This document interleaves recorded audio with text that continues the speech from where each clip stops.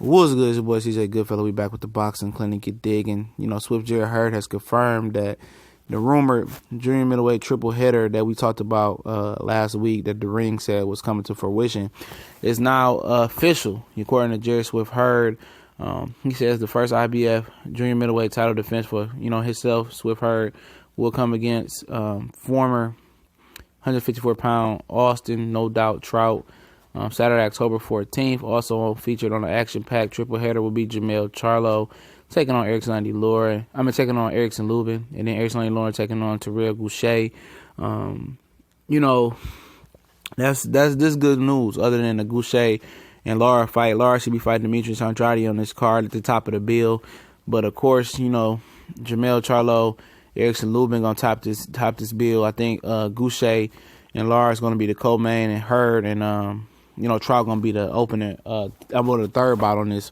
Will be the opening bout if it's just a triple header. It was also rumored that Danny Jacobs was going to be on this card. That was a fight day for him in Brooklyn. Seems like he's going to do something else now that he can't get a fight on this card, unless it's going to be an off-television card versus some lower-level middleweight. But Jermell and Erikson Lubin, it's going to be a knockdown fight. It's a lion versus a tiger right here, or some shit like that. Erikson Lubin been working out hard. I've been seeing him on the gram flexing, doing his thing. Jermell Charlo working out hard, doing his thing, getting ready.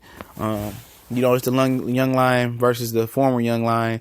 They came up the same way. Went straight into the pros. And Jermell Charlo, very young. He's 27, 28 now. Lubin's 21, and I had a hard time seeing Lubin win this one, just from his novice. He's a novice as far as the experience level in the boxing. He hasn't won 8 rounds, hasn't won 10, let alone 12 rounds. He's stepping up to a 12-rounder, and we'll see. It's pretty much gonna be easy for Charlo to create that doubt in Lubin's mind, because especially after 8, 9, 10 rounds, and testing his win, and see if Charlo picks up the pace on him, and this will be a good fight. It's gonna be hard for Lubin to outbox Charlo. It might not be as hard as it was when he was with Ronnie Shields, because I felt like he was more true to himself, more boxing moving. Then he wants to become more aggressive like his brother is now. And him and Derrick James is really finding that threshold. They starting to mesh now. You can see in the John Jackson fight, they hadn't meshed yet. He was still in between identities, and I think he's feeling the identity now of being that puncher, more exciting. And he always going to be able to box and move and have that in his back pocket. And it's going to be a long night for Erikson Lubin if he doesn't come prepared. And I expect him to come prepared to a certain extent, but there's no artificial way, there's no way to artificially, mimic experience. You can spar all these rounds, and you can spar 40 rounds, 20 rounds. It's different from fighting a world championship fight for 12 hard rounds. You know what I mean? It's different. Smaller gloves, no headgear, the intensity in the crowd. We'll see how he handles it, and we'll break it down when time comes. And then Gausha versus Erikson Lara, I think it's going to be the co-main. Don't quote me on that. And this is a horrible fight. Nobody wants to see this shit. Lara is just has one of the worst resumes post Canelo Alvarez fight. He's just the guy that was just happy to get the Canelo fight, taste the caviar, and then he don't want, he don't want to step it up no more. He don't want to fight nobody, and he gets a lion's share of the Andrade fight not happening. Andrade gets a nice share as well because he's inactive, and I think he be pricing himself out. But Lara, he don't want to fight nobody, man. This is a guy that I just don't want to see fight no more unless it's against the elite competition level. And junior middleweight or middleweight, or some welterweight stepping up trying to fight him, because man, this dude is just wasting TV time, man. Nobody wants. Gausha ain't shit, man. He ain't got shit for Lara. He won't win this fight. He ain't got a puncher's chance. He just he plays right into Lara's hands, man. His style. He ain't got a damn chance. No offense to him. He ain't gonna turn down a world title shot, but he ain't got shit for Lara. But this is a good scrap right here. Hurd and Trout. Trout is. I think Trout had the chance to beat Jared Swift Hurd. This is his last time. This is his last shot at being a world champion again. I don't think he'll get another opportunity.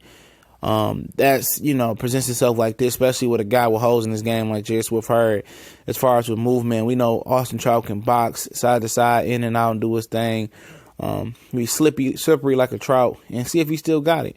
As far as Swift Hurd, man, we've seen Tony Harrison expose him with the foot movement and the movement bothering him being more of a plotter and just, really relying on his size and power.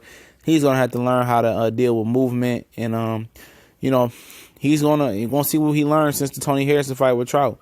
Trout is going to, try to box and move and try to expose that. He's a tricky veteran, and Hurd better come correct. Trout has never been knocked out yet. Not by Canelo, not by Jermell Charlo. And we're going to see if Trout can, you're going to see if Swift Hurd can accomplish that feat. And if he can, another step in the right direction for him.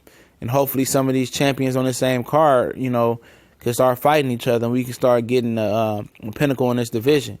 I'm hoping for Lara to get upset, man. Fuck him. He's just, running around the ring, wasting our TV time. Like, man, keep that motherfucker on bounce off TV, man. Unless he gonna fight Andrade, Charlo, Hurd, Golovkin. Somebody, man. We don't want to see no more Ishe Smiths and Gausha. But Lubin and Charlo gonna be the fight everybody tune in to. That's a good fight for the casuals. You got any casual friends that ain't really immersed in boxing, got one foot in the door, one foot out the door? That's a fight that can bring some guys to boxing. Lubin is trying to, show the old lion, well, the more mature lion that the young lion ready. And it's gonna be a hell of a card, for the two fights I like. But we gone.